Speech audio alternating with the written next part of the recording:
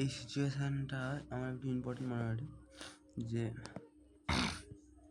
এটা তো আমার অরিজিনাল কনসোলিডেশন। আমি এখান থেকে এখানে পর্যন্ত প্লট করেছি, বাট আমি যেটা দেখতে পাচ্ছি যে এখানে ট্যাপ তো ঠিক আছে।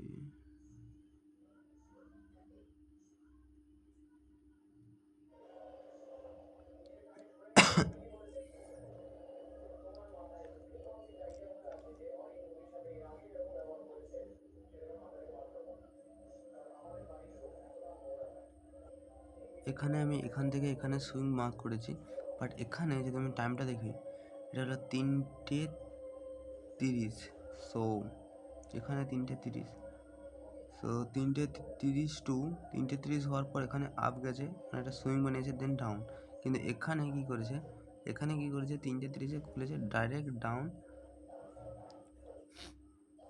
আমি এটা যদি আমি যেটা হয় যে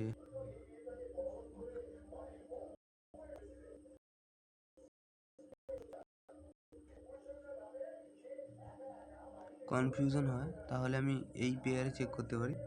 এই পেয়ারে দেখতে পাচ্ছি এক্স্যাক্টলি এইটা হাই, এইটা লো, এটাই হবে নিশ্চয়।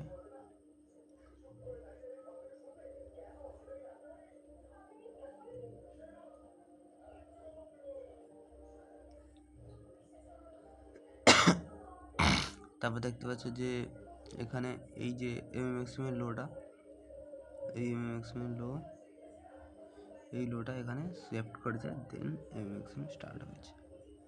আর এখানে করেনি,